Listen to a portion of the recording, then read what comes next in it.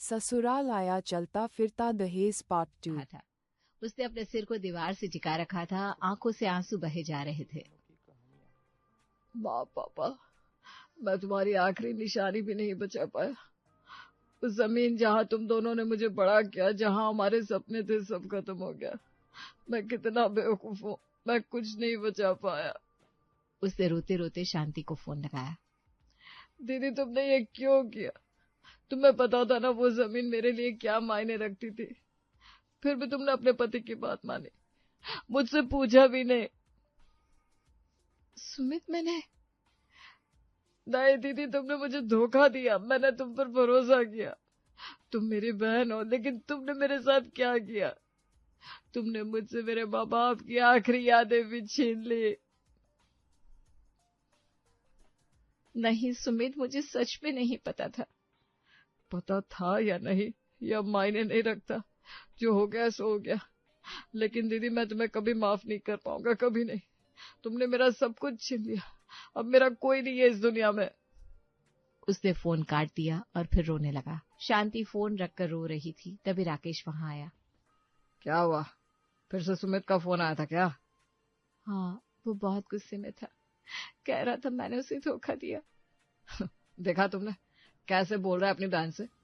जिसने उसे पाला पोसा, जब कोई नहीं था तब तुमने उसे अपने घर में रखा, और आज ये तुम्हारे साथ कैसा बर्ताव कर रहा है? लेकिन राकेश, उसकी जमीन। अरे जमीन जमीन, बस यही रट लगा रखी है उसने। क्या करता उस जमीन का? पड़ी पड़ी सड़ रही थी। मैंने उसकी भलाई के लिए बेची, और वो मुझ पर, तुम पर आरोप लगा रहा है। राकेश ने शांति का कंधा पकड़ा। सुनो शांति, वो लड़का बिगड़ गया है। उस राधिका ने उसके दिमाग में जहर भर दिया है। अब वो हमें अपने ही लोगों को दुश्मन समझने लगा है। क्या करूं मैं? वो मेरा भाई है। भाई है तो क्या हुआ? जो गलत है वो गलत है। उसने तुम्हारा अपमान किया, तुम्हें धोखेबाज बोला, और तुम अभी भी उसकी तरफदारी कर रही हो। शांति चुप हो गई। राकेश की बातें उसके दिमाग में घूमने लगी, धीरे धीरे उसके मन में भी। 2 साल बाद सुमित की पढ़ाई पूरी हो गई। उसे एक अच्छी कंपनी में नौकरी भी मिल गई। राधिका भी अपनी पढ़ाई पूरी कर चुकी थी। एक दिन राधिका ने सुमित से कहा, सुमित, अब तुम्हारी नौकरी भी लग गई है, तुम मेरे घर रिश्ता लेकर आओ ना। सुमित की आंखों में खुशी की चमक आ गई। सच राधिका, तुम मुझसे शादी करोगी? मैं अभी दीदी से बात करता हूँ। सच में जीवन में काफी समय बाद खुशी मिली है।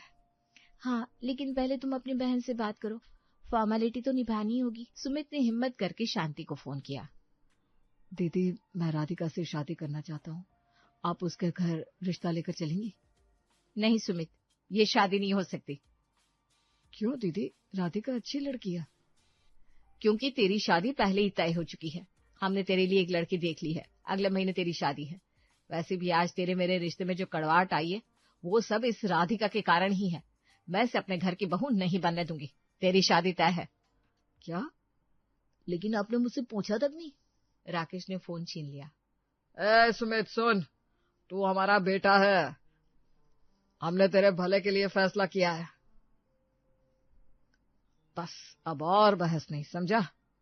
फोन कट गया। सुमित वहीं खड़ा रह गया। एक बार फिर उसकी खुशी छीन गई थी।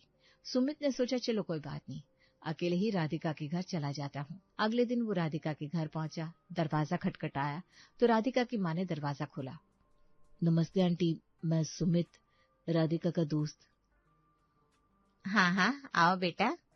अंदर बैठते ही सुमित ने हिम्मत जुटाई। आंटी जी, दरअसल मैं और राधिका एक दूसरे को पसंद करते हैं। मैं आपसे राधिका का हाथ मांगने आया हूँ। राधिका के पिताजी ने गंभीर होकर पूछा, तुम्हारे माँ बाप कहाँ है? जी, वो नहीं रहे। मेरी एक बहन है, लेकिन। अरे, तो तुम अनाथ हो? हम अपनी बेटी का रिश्ता किसी अनाथ से नहीं कर सकते, माफ करना बेटा। लेकिन आंटी, मेरी अच्छी नौकरी है, मैं राधिका को खुश रख सकता हूँ। नहीं बेटा, ये नहीं हो सकता। हमें एक ऐसा लड़का चाहिए जिसका परिवार हो, घर हो। जाओ तुम यहाँ से। सुमित की आंखें भर आई। वो चुपचाप बाहर निकल गया। राधिका दूर खड़ी ये सब देख रही थी। उसकी आंखों में भी आंसू थे, लेकिन वो कुछ नहीं कर सकी। 1 महीने बाद सुमित की शादी हो गई, ममता नाम की लड़की से। ममता बहुत सीधी सादी थी, गांव से थी, ज्यादा पढ़ी लिखी नहीं थी, लेकिन दिल की बहुत अच्छी थी। शादी के दिन ममता की माँ ने प्यार से सुमित को बुलाया। बेटा सुमित, देखो, ये मैंने अपनी बेटी के लिए गहने बनवाए हैं। 4 तोले सोना है, बस इसे संभाल कर रखना। हाँ, उन्होंने एक छोटा सा डिब्बा सुमित के हाथ में थमा दिया। सुमित ने खुशी से ले लिया। शादी खत्म होने के बाद जब सुमित और ममता शांति के घर पहुंचे तो शांति ने मीठी मीठी बातों में कहा, अरे सुमित, गहने कहाँ है? दिखा तो सही, कितने सुंदर हो गए। मैंने तो कभी इतने सारे गहने एक साथ नहीं देखे। हाँ दीदी, ये लो। उसने डिब्बा शांति को दे दिया। वाह, क्या बात है, बहुत खूबसूरत है। लेकिन बेटा, यहाँ इतनी सेफ्टी कहाँ है? मैं इसे अपने पास रख लेती हूँ, लॉकर में रख दूंगी। ममता कुछ बोलती उससे पहले ही शांति गहने लेकर अंदर चली गई। ममता ने धीरे से सुमित से कहा, सुनो, वो मेरी माँ ने मुझे दिए थे। अरे कोई बात नहीं, दीदी के पास सेफ रहेंगे, चिंता मत करो। लेकिन ममता के मन में एक अजीब सी बेचैनी थी। अगले दिन से ममता की जिंदगी बदल गई। सुबह 5 बजे उठकर घर की साफ सफाई, फिर सबके लिए नाश्ता, दोपहर का खाना, शाम को चाय, रात का खाना, कपड़े धोना, बर्तन मांजना, सब कुछ ममता को ही करना पड़ता था। ममता, जल्दी से चाय बना लाओ। और हाँ, आज महेश के लिए लड़की वाले आ रहे हैं तो अच्छे से पकवान बनाना। जी दीदी जी। ममता को कोई शिकायत नहीं थी। गांव में उसने अपनी माँ को भी यही करते देखा था। उसे लगता था कि ससुराल में सेवा करना ही बहू का धर्म है। शाम को लड़की वाले आए। ममता रसोई में खाना बना रही थी, तभी लड़की की माँ को प्यास लगी। अरे पानी। शांति ने आवाज लगाई। ममता, पानी लेकर आओ जरा। ममता हाथ पोंछकर पानी लेकर आई। सलवार कुर्ते में, माथे पर पसीना, हाथों में मेहंदी के निशान अभी भी थे। लड़की के पिता ने उसे देखा और मुस्कुरा दिए। वाह, नई नौकरानी रखी है क्या? बहुत मेहनती लगती है। शांति कुछ बोली नहीं, बस मुस्कुरा दी।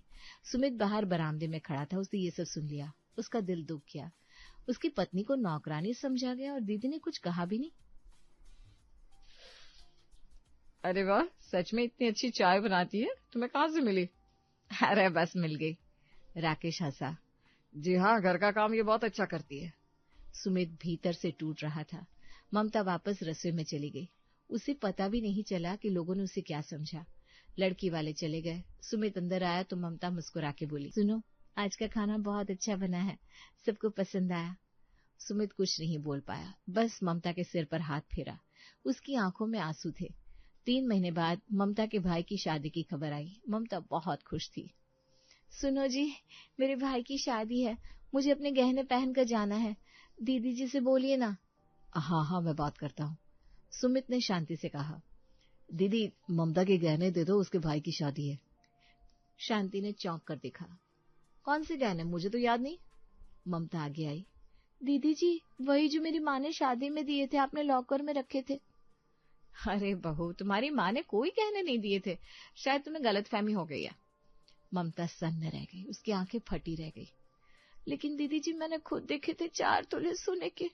अरे नहीं बेटा, कुछ नहीं दिया था तुम्हारी माँ ने। सुमित को गुस्सा आ गया। दीदी, आप झूठ बोल रही हैं? मैंने खुद अपने हाथों से वो गहने आपको दिए थे। सुमित, मुझ पर इल्जाम लगा रहे हो तुम? इल्जाम नहीं लगा रहा हूँ, सच बोल रहा हूँ। पहले मेरी जमीन, अब मेरी बीवी के गहने। आखिर आप लोग चाहते क्या? मेरे पास क्या बचा है जो आप वो भी ले लेंगी? शांति चुप हो गई। राकेश भी वहीं खड़ा था। प्लीज दीदी, गहने वापस कर दो, ममता की इज्जत का सवाल है। शांति ने हार मानी।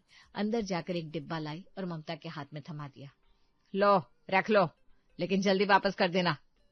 ममता की खुशी का ठिकाना नहीं रहा। शादी के दिन ममता ने गहने पहने, सब बहुत खूबसूरत लग रहे थे। लेकिन जब ममता की माँ ने गहने देखे तो उनकी आंखें फटी रह गई। अरे ये तो पीतल के हैं, असली गहने कहाँ हैं? ममता को धक्का लगा।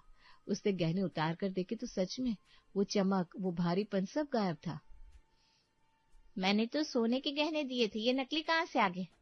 वैसे दामाद जी, आपकी बहन को बताने से भी मैंने मना किया था, लेकिन उन लोगों ने हम लोगों से लाखों रुपए के कैश भी लिए थे, वो आपको दिया क्या?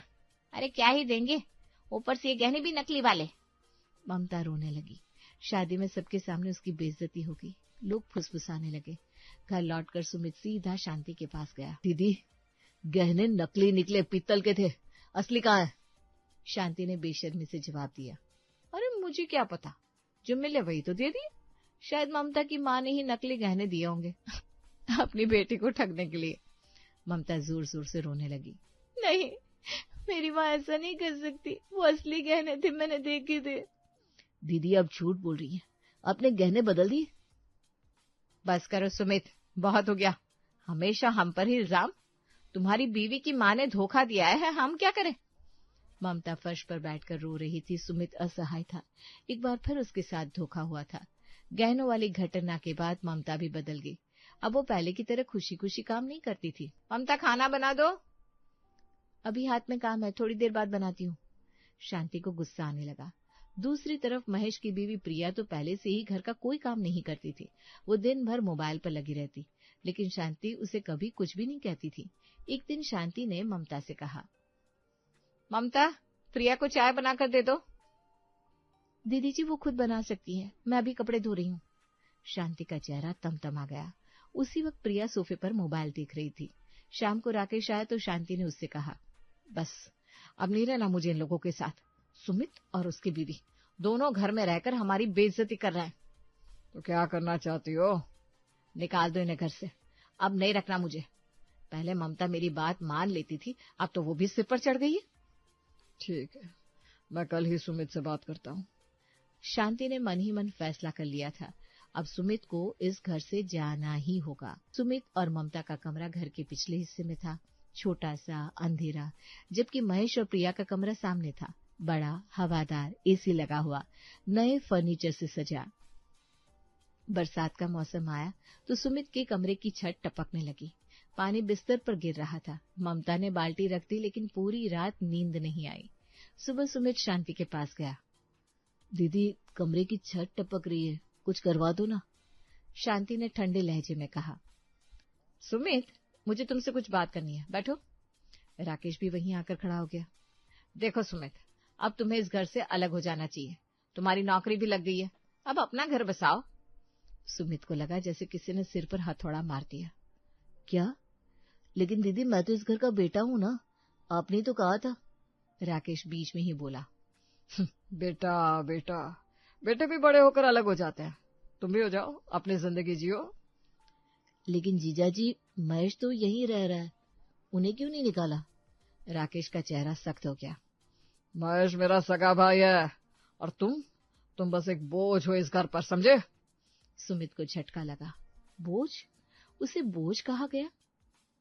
ठीक है, मैं चला जाऊंगा, लेकिन दीदी, मेरे जमीन के पैसे और ममता के ससुराल से मिले दहेज के पैसे वो दे दो, उनसे मैं बाहर अपना घर बसा लूंगा।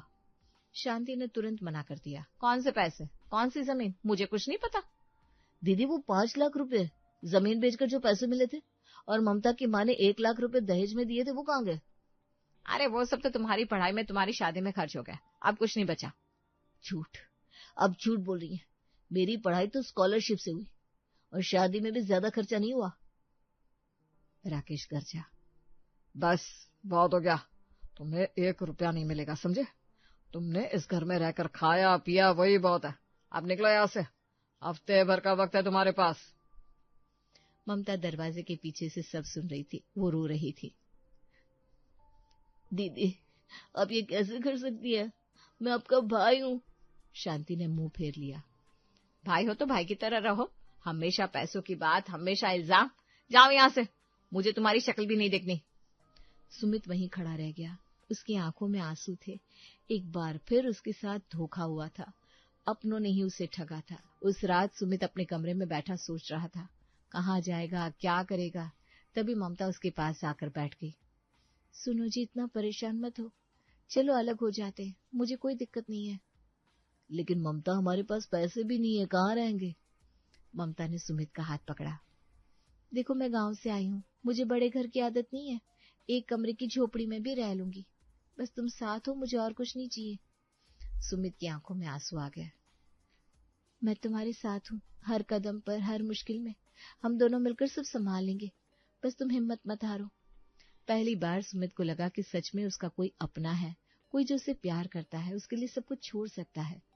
सुमित ने ममता को गले लगा लिया। Thank you Mamata, thank you. अगले दिन से सुमित ने नई नौकरी ढूंढनी शुरू कर दी। उसने कई जगह अप्लाई किया और फिर एक चमत्कार हुआ। 3 दिन बाद उसे मुंबई की बड़ी कंपनी से कॉल आया। उन्होंने सुमित को सीनियर मैनेजर की पोस्ट ऑफर की, सैलरी पूरे 1 लाख रुपए महीने। सुमित खुशी से उछल पड़ा, भगवान ने उसकी सुन ली थी। जब राकेश और महेश को पता चला तो वो हैरान रह गए। 1 लाख महीने का? इतना तो मैं साल भर में भी नहीं कमाता। भैया हमने गलती कर दी, सुमित को जाने नहीं देना चाहिए था। शांति भी सोच में पड़ गई।